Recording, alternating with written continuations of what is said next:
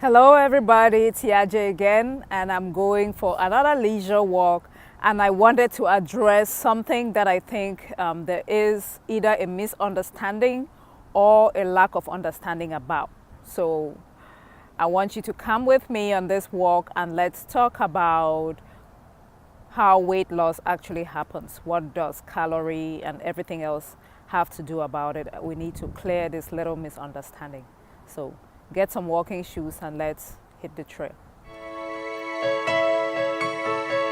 An African woman, strong, powerful.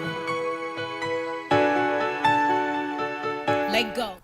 Hello again. I hope you have your walking shoes and I hope you don't mind us walking and chatting.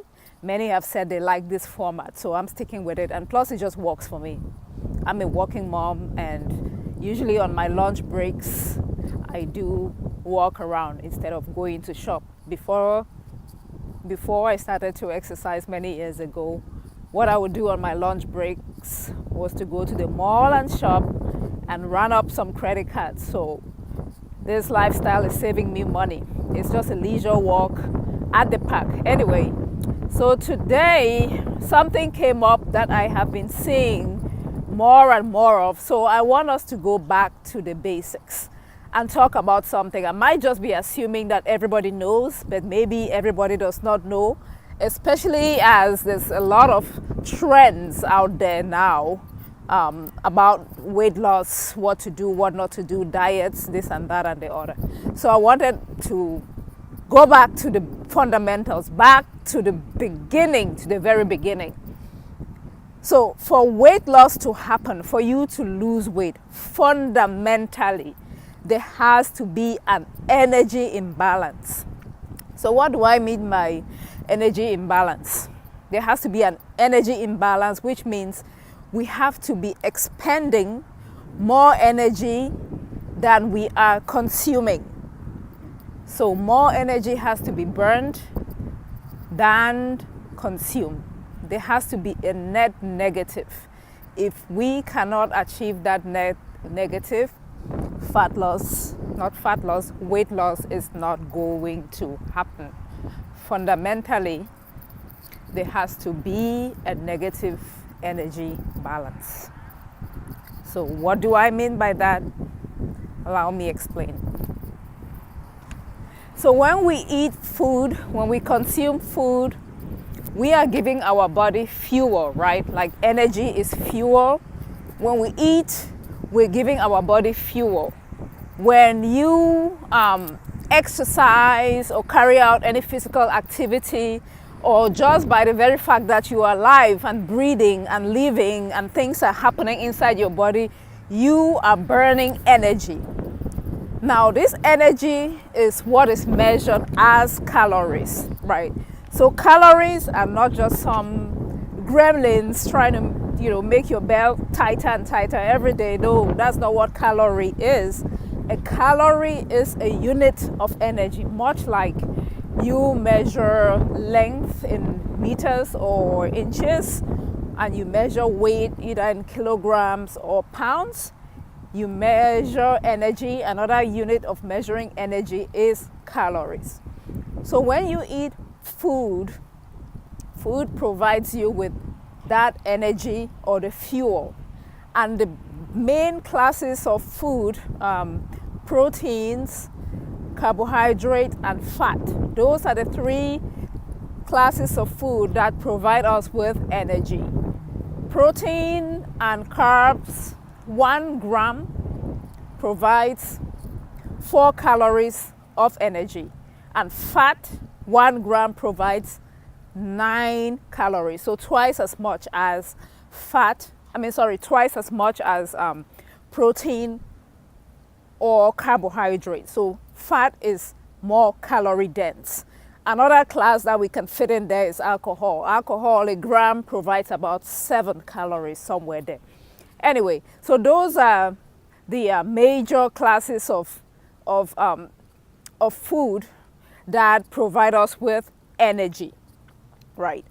And then we expend energy again, like I said, by way of exercise, movement, physical activity, or by the mere fact that you are alive and breathing, because you can lay on your bed the entire day and still burn energy. And this is what is referred to as your BMR, or basal metabolic rate. That is just energy that the body has to expend to keep you alive. So on top of that, if you walk around or you run or you lift weights or whatever, that is additional burning of energy. So energy is stored in the body as body fat, excess energy anyway. When you take in way more energy than your body needs or that your body expends on a day-to-day basis, that excess has to be stored, converted and stored, because what is going to happen to it, right? So what happens is your body takes that excess energy, the excess calories, and converts it into these super dense stores, which is unfortunately the fat that gets deposited around your belly, around your organs, under your arms, your thighs, your makandi, everywhere that you hate, right?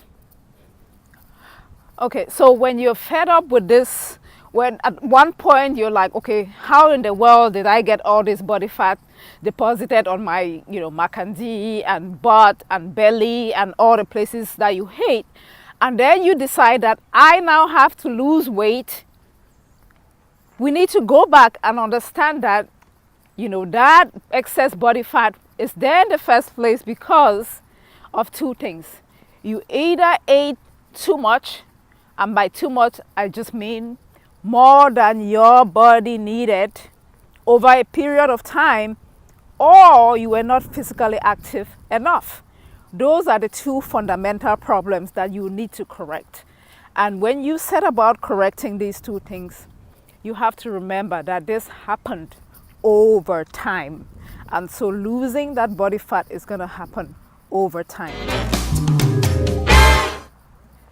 Many years ago, when I decided to take control of my weight for the last time, it was all about counting calories. In fact, I have a lovely nickname as the Calorie Police, because you had to know how many calories were in every single thing that you ate, and then you had to weigh and measure and stuff. Many people have moved away from that today, which I don't know why, because there's still a place for understanding how much calories, understanding your calorie allowance, based on your goals, based on your size, based on where you are currently. There is such a thing as your calorie allowance, which I will explain in a minute. So today, all I see is people worried about carbs and not worried about the amount of calories, or whether they're overfeeding themselves or not, or how they don't even know how many calories they should be consuming in a day to achieve a certain, whatever goal they're whatever weight loss they're trying to achieve. You have to know your calorie allowance. I'm sorry, you have to have an idea. Whether you're following the keto diet, the no carb, paleo, primal, Atkins, whatever, if you consumed more energy than your body needs, you ain't gonna lose no weight. Yes, the composition of what you're eating matters, but the total amount of calories you're consuming in a day, which just means the total amount of energy you're giving your body in the form of food, also matters. Calories matter and carbs matter. I think, in my opinion, calories matter more when weight loss is the goal. If weight loss is the goal, you have to know your calorie allowance. You have to know how much calories are in the food you're consuming and keep a running total. In the beginning, you're not always going to have to do this. But if you're just starting on this journey, it's a good idea to just learn the amount of calories, at least in the top 5 foods that you consume regularly. If you're a bread eater, know how many calories are in the slice of bread that you eat. Maybe when you find out that you're eating, 5 servings in a day, and that one serving is 150 calories, and then that times 5 already puts you at 600 before you add the butter and the eggs and whatever else, and then you still eat dinner and eat lunch and wash it down with this, and then you're wondering why you're not losing weight. You have to know your calorie allowance plus how many calories are typically in the things that you consume on a regular basis. So to find out your calorie allowance, there are several calculators online that you can Google and put in your weight, your height and your weight, and it will give you a number. It's all based on that BMR that I talked about. Or a simple way is to take your weight in pounds and multiply by 10. That will give you a minimum not to go under anyway. And then if you're physically active, you can add 100 or 2 on top of that. Or if you're doing if you have your weight in kilograms, what you do is multiply that by 220. So you multiply your weight by 220, and that will give you like a minimum amount of calories that you can consume in a day. Again, if you're more physically active, if you exercise a lot, then you can eat a little bit more because your energy needs are higher. But that gives you a rough estimate to work with. Say I'm 130 pounds. I can multiply that by 10. I will get 1,300. That I should not go under. I would suggest you add another 200 or so to it. Or, like I said, you take the number and multiply. If the weight you have is in kilograms, you multiply that by 22 because that converts it to pounds, and then you multiply by that 10. Anyway, so that gives you a rough number to get your calorie allowance, how much energy that you should be taking in a day, roughly. It is not accurate science, but not knowing at all is not helping you. It's just ignorance that is not helping you get anywhere fast. So I wanted to talk about that and the calories. I will try to put something up on the blog www.YAJE'SGala.com about this, and I will give you examples of amount of calories in some commonly consumed food items. I will put that up on the blog.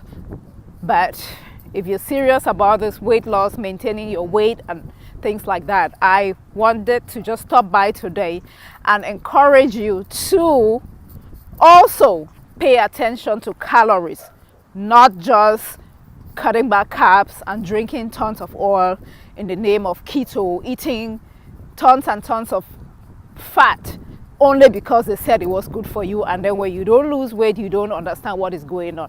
If you're taking in too much calories, your body is always going to be in the energy excess state, and it would never burn the stored body fat. To burn stored body fat, you have to be in a negative balance, in a negative energy state. Then your body will go and burn the body fat that is stored around your thighs and around your hips, your macandis, your belly, that under the arm, wherever else that you store body fat. So let me know if this was useful. I really want to hear from you. If you like these kinds of episodes, I need feedback from you. It's easier for me to do this on my lunch break because then I'm multitasking. I'm getting my movement in, and then I'm also doing something to help you all. I appreciate you watching, and if you have not subscribed to this channel, I hope I have given you enough reasons to do so by now. Hit the subscribe button and ring the bell. Until next time, bye-bye.